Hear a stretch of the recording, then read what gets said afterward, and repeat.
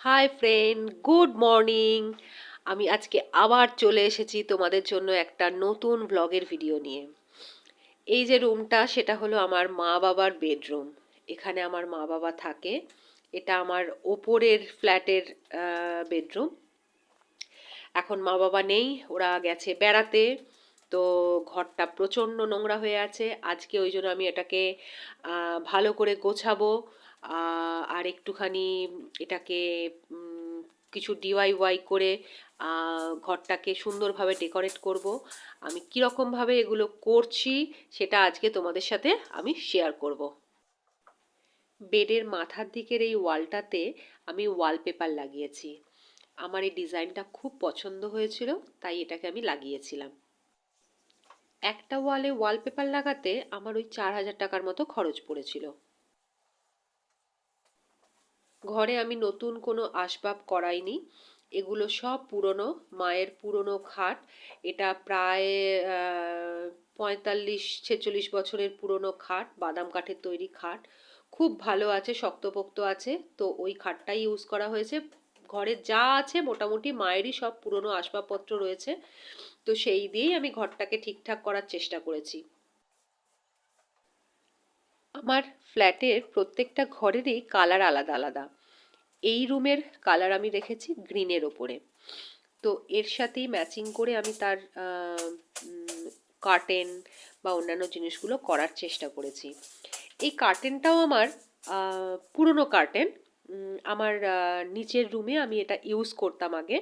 তো পরে যখন কার্টেন চেঞ্জ করলাম তখন এইটা দেখলাম এই রুমের সাথে আবার খুব ভালো চলে যাচ্ছে, তাই এটাকে তখন আবার আমি এখানে লাগিয়ে দিলাম।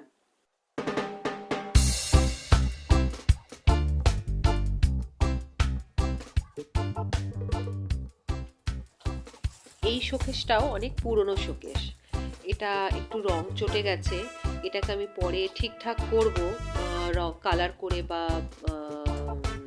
ওয়ালপেপার লাগিয়ে। সেটা আমি কিভাবে করব তোমাদের সাথে পরে আবার শেয়ার করব। এখন আপাতত আমি এটা কিছু করছি না, এরকমই রেখে দিচ্ছি। তো জাস্ট এইটা একটু অর্গানাইজ করে নিচ্ছি।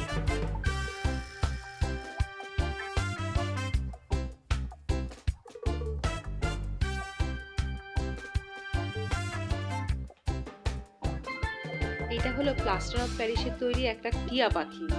এটা 15 বছর আগে আমি ওই ভ্যানে করে বিক্রি করে সেখান থেকে আমি 20 টাকা দিয়ে কিনেছিলাম। সেটাকে এখন আমি রং টং করে আর ওটা আবার নতুনের মতো করে আমি এখানে ইউজ করছি।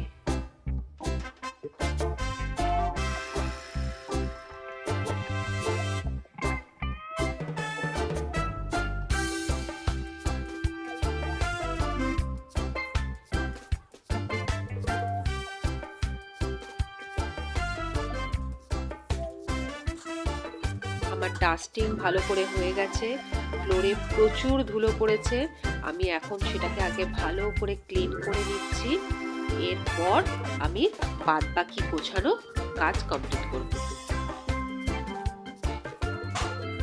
রুমের এই কর্নারটা ফাঁকাই থাকে, সেখানে কিছু রাখা হয়নি।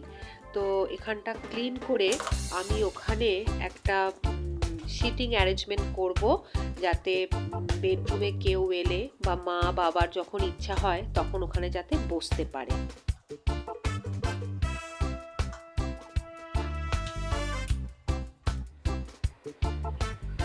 এই রুমে কোনো বেডসাইড টেবিল নেই।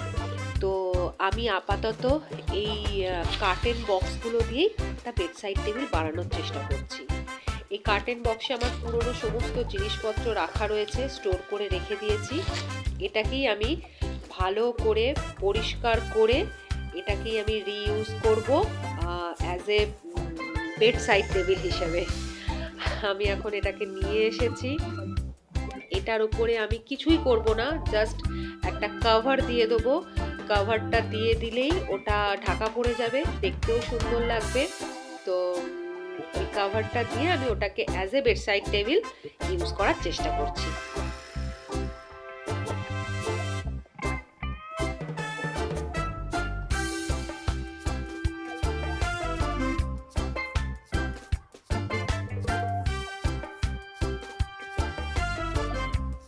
দেখো, বেডসাইড টেবিল রেডি। ভালো লাগছে না?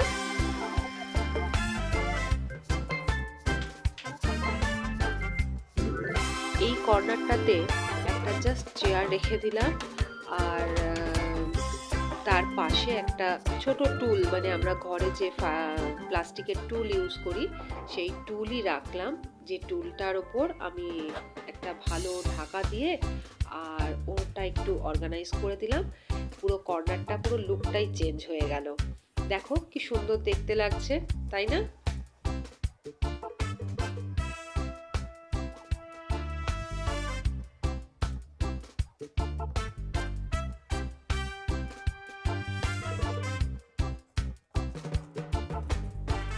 এখন আমি তোমাদের সাথে একটা DIY শেয়ার করছি। আমি কিভাবে এটা বানাচ্ছি তোমাদের দেখাচ্ছি। এটা একটা কার্টেন বক্স। এই বক্সটা কেটে আমি দুটো বোর্ড বের করে নিয়েছি। যে বোর্ডটাকে আমি আর্ট পেপার হয়, নর্মাল আর্ট পেপার দিয়ে ভালো করে র্যাপ করে একটা শিট বানিয়ে নেব, যেটার উপরে আমি র্যান্ডাম ড্র করব। আমার যা ইচ্ছা হয় তাই আমি করব।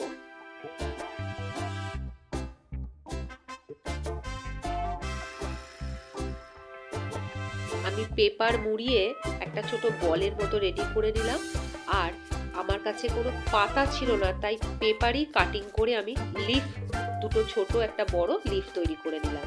এরপর কালার, নর্মাল ফেব্রিক কালার গুলে ওর ওপরে লাগিয়ে সেটাকে আমি প্রিন্ট করে নিলাম এইভাবে।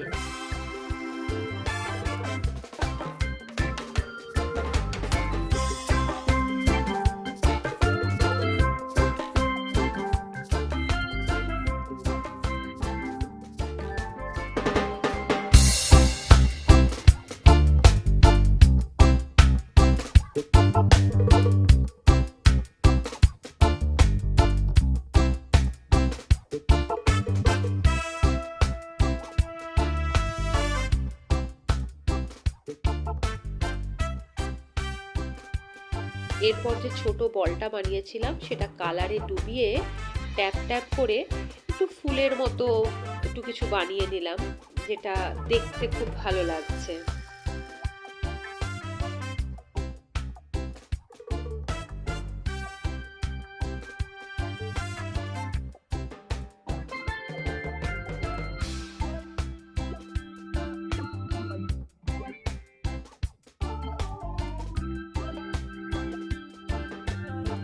এই রকম দেখতে হয়েছে, দেখো ভালো লাগছে না? এরপর আমার ঘরে এই ধরনের গোল্ডেন কালারের সরু অ্যাডহেসিভ স্ট্রিপ ছিল, যেটাকে আমি এর সাইডে বর্ডার হিসাবে ইউজ করলাম। আগে আমি শীটটাকে ট্রান্সপারেন্ট পেপার দিয়ে ভালো করে র্যাপ করে নিলাম, যাতে ধুলো ময়লা পড়লে খুব ইজিলি সেটাকে ক্লিন করা যায়। তারপর তার উপর দিয়ে আমি ওই স্ট্রিপটা সুন্দর করে লাগিয়ে নিয়ে একটা ফ্রেমের মতো তৈরি করে দিলাম।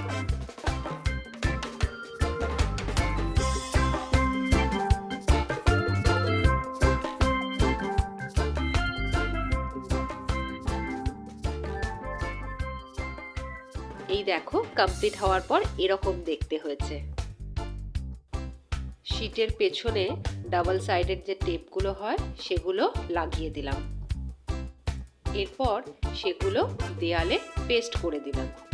দেখো, কোনো ড্রিল ছাড়াই খুব সুন্দর দেয়ালে এগুলো হ্যাং হয়ে গেল। দেয়ালও নষ্ট হলো না, আর দেখতেও কত সুন্দর লাগছে। পরে ইচ্ছা হলে এগুলো তুলে সরিয়ে আবার অন্য কিছু আমি লাগাতে পারবো। আমার এই ফটো ফ্রেমটা কেমন দেখতে হয়েছে আমাকে কমেন্টস করে জানিও কিন্তু।